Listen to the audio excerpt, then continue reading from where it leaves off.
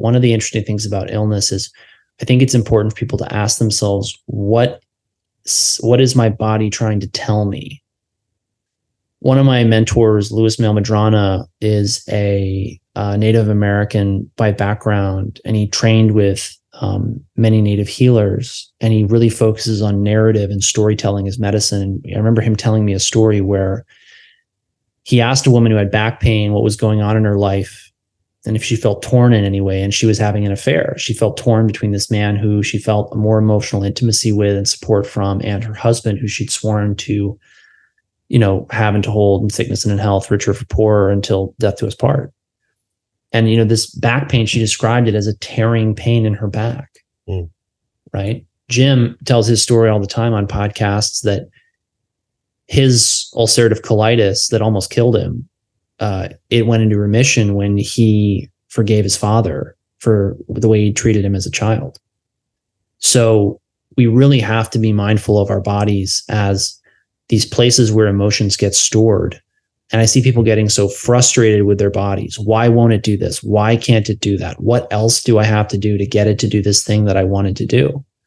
Well, what and who are you not treating right in your own life? Who are you hanging on to feelings of resentment and anger about? Jim mentioned to me the other day, he said one of the reasons, I don't know if I should say this on tape actually, so I'm going to couch it. I think you should say it.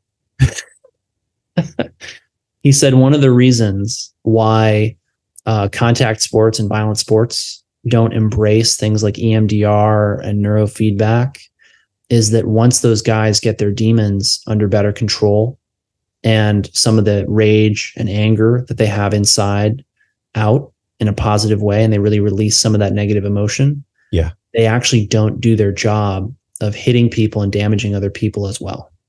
Wow, you are literally I just had a full body chill. 4 days ago, I saw a clip of Mike Tyson talking, and the interviewer had all of his championship belts out on the table. And he said, wow, aren't you proud of yourself? All these gold belts. And he's like, no, this is all bullshit. I don't care about any of this. I was a broken man chasing the wrong kind of dream. Wow. So literally his anger, his vitriol, going to jail, drugs, alcohol, everything, it was all driven by his lack of inner peace. So it's such a paradox, Leland. And if this is why I love podcasting, I had no idea we were going to go here. I thought we were going to talk about biomarkers and all the things that are really downstream. But look, the upstream is this. If I'm fueled by a fuel source in my life, and I can attest to this myself, that is not sustainable, AKA anger, resentment, proving myself, lack of self-love, lack of trusting myself, which then I project onto others as a lack of love, lack of trust, etc. There is absolutely no way I'm going to live a happy, well, and fulfilled life. There's going to be a reckoning at some point. So to circle back to your point, a lot of times when the fuel source of life itself is coming from a unsustainable well, the well has been dry for years, the body is going to start screaming and crying out, hey, I've got a message for you. You're not listening. The only way that you will listen is if I drop you to your knees, if I give you cancer, if I give you IBS, even for myself, sinus issues. I was looking in a book that I just ordered here from Bjorn Ebel, and it's called The Psychic Roots of Disease. And I was looking at some of the things that cause sinus issues, and it's things in our lives that we don't want to smell. So it's situations that we've been avoiding, relationships that we've been avoiding. What causes a lot of sinus issues from a psychosomatic or a psychic root perspective is things that I'm avoiding. And so I just got back, by the way, from a huge training, The Power of Language, NLP in Montana. And one of the things I realized there is that I'm 43 years old, and I've had a lot of academic and really great interviews with people like yourself, 600 or more of them. But this concept of self-love, it didn't really stick until recently. And I would probably be, suffice to say, that it's going to stick more in the future as I do the loving actions for myself that come from love.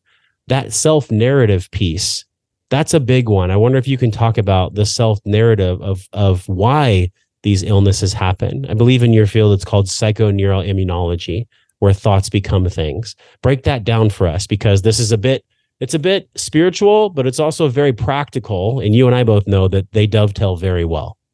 They do. It's a very tough part of the literature because you can substantiate that things that will have a psychological impact have then a neuroimmunological impact. So both effects on the nervous system and the immune system, right? But there's no simple treatment that comes out of that. It's very, you can't say, well, you have ulcerative colitis, therefore you have anger management issues against your family, or you have headaches, therefore you have a toxic boss.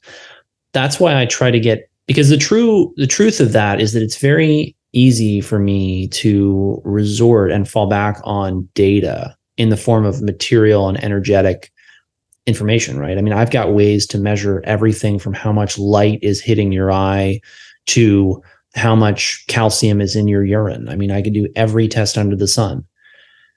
And really, as a young man, I didn't like emotions. They were confusing. I didn't understand why other people felt the way they felt. I was just very logical. I wanted to find the problem and make it go away from a medical perspective. And part of why I got into all this was that it just failed so badly in some cases. And I didn't understand why. And so I was chasing this why. Why do some people not respond to what I do and other people do? The patients who don't respond are the ones who have something to teach me. And they're the ones I think about because I don't know. It's just how I am. I just want to solve the next problem. And so with emotions, the challenge becomes, though, how do you turn that into a treatment plan, right? And that's where I can't really do the push-ups for you. Patients have to do the work of getting in touch with their emotions, understanding what they are, and then understanding where they're coming from. And so, I mean, I had to do this myself. Check out some of the videos on this screen that are perfectly curated based on the video you just saw. Make sure you follow me, and I'll see you in the next video.